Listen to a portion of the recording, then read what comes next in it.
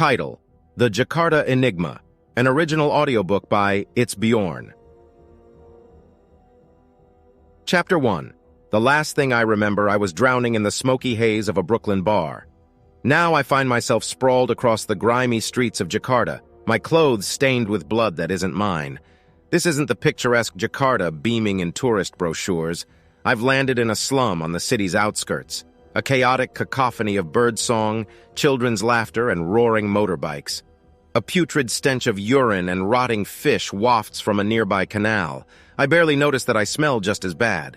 Roosters crow, jolting me back to the burning question, how did I end up here? I stumble down a narrow pathway between the canal and a row of ramshackle dwellings. Encountering a hijab-clad woman and her 3 children, I motion to my bloodied shirt, desperate for a change of clothes. She shies away, herding her children back into their shack.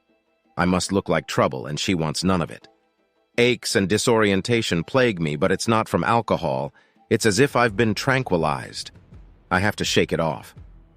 As I push onward, an older man passes me on the narrow path, and I spot a clean men's shirt hanging on a line over the canal. Swiftly, I discard my blood-soaked shirt, put on the clean one, and leave my gold Rolex watch behind as payment. A fair trade considering the circumstances. Pressing on, I weave through the bustling slum, my senses assaulted by the aroma of cooking food. Hunger gnaws at me, and I realize I have no idea when I last ate. Children, elderly people, and ducks fill the path. I pause to watch a woman cooking breakfast for her family, and she kindly offers me a piece of bread. Devouring the bread, I quicken my pace, my eyes locked on the distant mirrored buildings of the city. The narrow path eventually opens onto a street teeming with speeding motorbikes. I dodge one reckless driver before diving into the heart of the slum.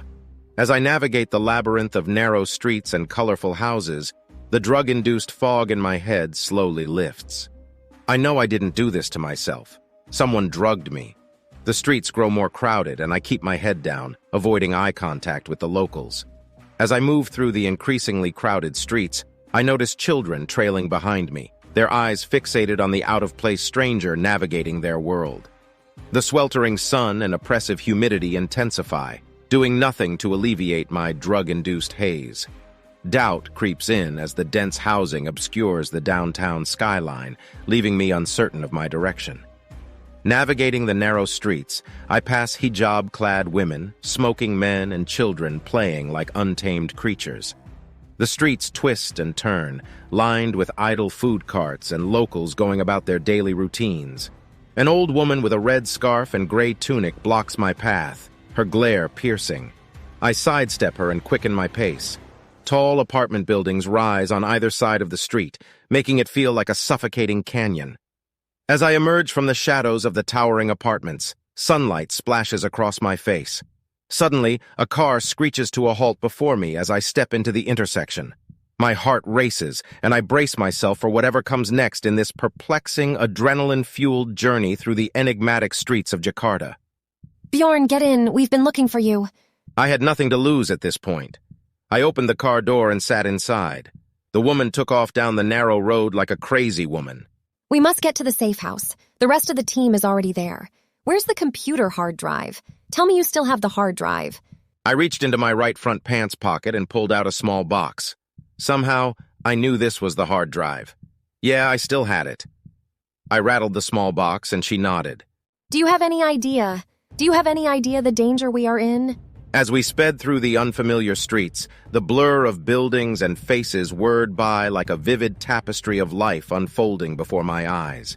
My heart pounded in my chest, the adrenaline coursing through my veins as we raced toward an unknown destination.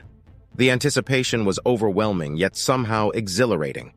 How I ended up in Jakarta remained a mystery, an enigma wrapped in the chaotic beauty of a city teeming with life.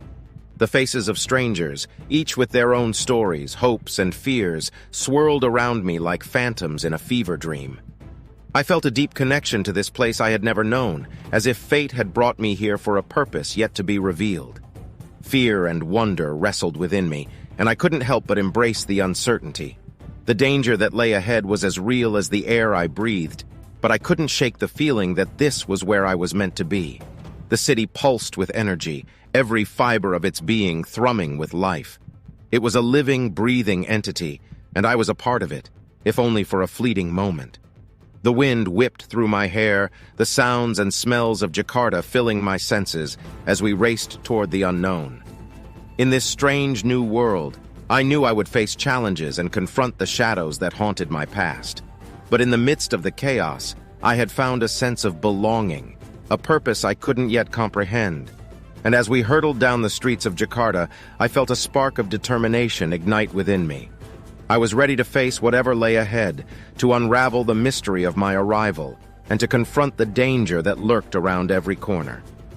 As I watched the people and the cityscape pass by, I couldn't help but feel a strange kinship with the strangers who crossed my path. Their laughter, their struggles, their hopes, and their dreams, they were all pieces of the intricate puzzle that made up this vibrant city. My thoughts raced, trying to make sense of my situation, but it was as if the city itself had cast a spell on me, allowing me to momentarily forget my fears and uncertainties. I was captivated by the heartbeat of Jakarta, and it whispered to me, beckoning me to embrace the adventure that awaited. The unknown road ahead stretched out before me, a path fraught with danger and intrigue. But in the midst of it all, I felt alive, as if each twist and turn brought me closer to understanding the enigma of my presence in this city.